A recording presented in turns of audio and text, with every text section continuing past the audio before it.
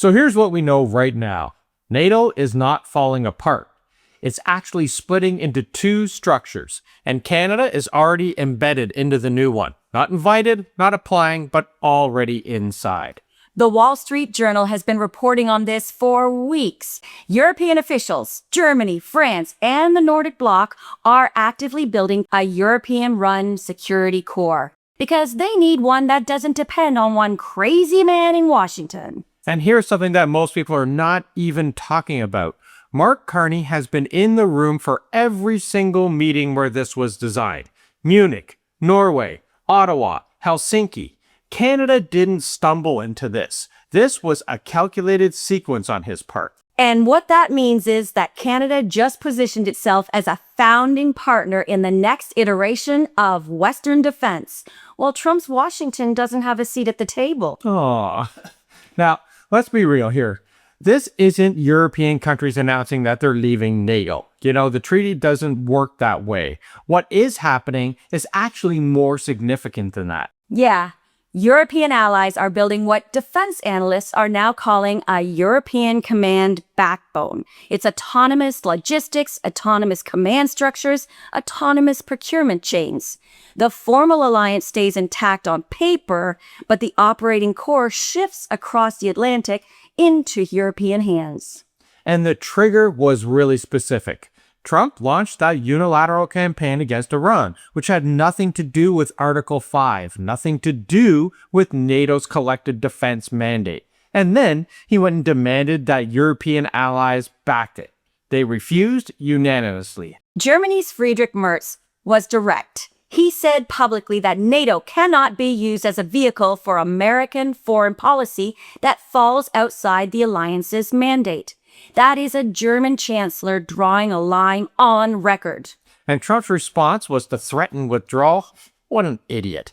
This is exactly the scenario that these European command structures were designed to survive. Now, here's where Canada enters the story. In February, Prime Minister Carney was in Munich at the security conference. He didn't go to observe. He brought a proposal. Yep, Canada's first defense industrial strategy ever was launched that same month. Not a white paper, but a binding industrial strategy that redirects federal procurement to Canadian suppliers, Canadian shipbuilders, Canadian aerospace, Canadian advanced technology. And then in March, Mark Carney flew to Norway. He stood on a pier in the Arctic with Jonas Gahr Store, the Prime Minister of Norway, and Friedrich Merz, the Chancellor of Germany. They were observing NATO's cold response exercise. It was the most significant Arctic war game in the entire alliance. And think about who was standing on that pier. The leader of the country whose territory spans the Arctic, the leader of the country whose coastline faces the Arctic Ocean, and the leader of the most economically powerful state in the EU. That is three founding architects of the new structure standing together. And then Mark Carney brought Finland's President Alexander Stubb to Ottawa. They signed new cooperation documents on maritime capabilities and advanced technology. Finland has one of the most sophisticated Arctic military doctrines on the planet, and now Canada has a formal bilateral partnership with them. You can watch yesterday's video to get all of the scoop on that visit, because it's good. It is. So basically, in 8 weeks, Mark Carney placed Canada inside every strategic conversation happening between the countries building the new Western security core. Not on the outside looking in, but part of the ones building that architecture. And the same story is happening in Ottawa. Prime Minister Carney's government announced over $35 billion in federal investment for Canada's North and the Arctic. This wasn't just feasibility studies. It was capital deployment of ports, surveillance infrastructure, icebreaker capacity, and Arctic command facilities. And when you understand what the new European-led security structure needs to function in the North Atlantic and the High North, well, then you understand why that investment is not optional. If you're building a command architecture that operates without American Arctic infrastructure, Canadian territory and Canadian capability become indispensable. which is exactly how Prime Minister Carney framed it. Canada is not asking to be useful. Canada is making itself indispensable. Those are not the same thing. The difference here is leverage. A partner you can replace gets managed. A partner you can't replace, well, they get consulted. And then there's the economic layer, which doesn't really get enough attention.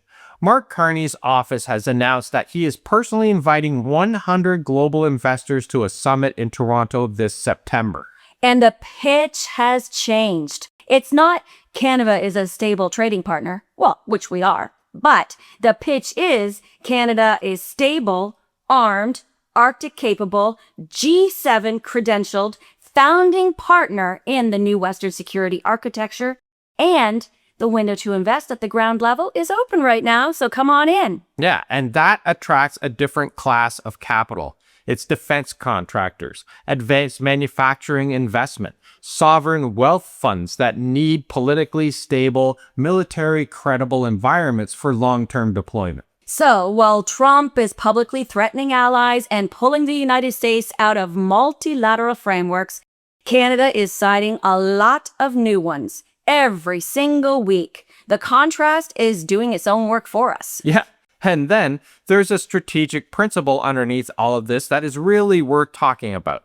When a superpower behaves erratically, the cost of that erraticism falls on the countries that were dependent on it. The countries that reduce their dependence or are rapidly doing that, well, then they accumulate leverage. Listen, Canada was deeply embedded in American procurement systems, American defense guarantees, and American markets. Reducing that dependence is not painless, but it is happening fast. But every step of the process, every Canadian supplier brought into the industrial base, every bilateral agreement signed with a Nordic ally, and every dollar deployed in the Arctic, those are moves that take Canada further out of Washington's orbit. And it simultaneously moves Canada further into the orbit of the coalition that is filling the space Washington is leaving. And here's where that matters, because that shift, well, it's not reversible. Once you rebuild capacity, once you embed yourself in binding bilateral cooperation agreements, the dependency structure changes permanently. So let's be precise about what this means for Trump specifically, because he entered this confrontation with NATO believing that financial pressure, threatening withdrawal and accusing allies as freeloading, would produce compliance. But it produced the exact opposite. Yeah, because the response wasn't capitulation. The response was structural. European allies didn't give Trump what he demanded. They built a command architecture that doesn't need him, and they invited Canada to help design it. So Trump's NATO gambit produced a NATO realignment that removed American leadership from the decision-making core of the alliance that he was trying to leverage. That is not what he intended to do in the very beginning. I think everything he did, the exact opposite of what he wanted, happened. Yeah. And it's terrible to watch. But anyway, Canada, which Trump has spent 2 years trying to weaken through tariffs, annexation rhetoric, and sustained economic aggression, is now a founding partner in the structure that replaced his leverage. Now, Canada didn't win this by retaliating directly. Canada won this by being in every single room while the alternative was being built. So where does that leave us? Well, Canada has moved from managing a difficult relationship with an unpredictable superpower to co-authoring the security structure that makes that superpower's leverage irrelevant. And that's not rhetoric. That's not doublespeak. That is the documented sequence from February through to right now. Munich, Norway, Helsinki, Ottawa, $35 billion, 100 investors, and a September summit. So the question we want you to answer is, can Canada sustain this position when the pressure from Washington escalates? And it will. And we're going to be talking about that tomorrow. Or does Carney need to move even faster to lock in these partnerships before the next crazy thing comes out of Washington? Drop your thoughts in the comments below because we read everyone and we learn so much from this community. And remember, if you enjoyed this video, make sure to like, share, and subscribe so everybody gets to see it. We'll see you tomorrow, everyone. Have a great day. Thanks for watching.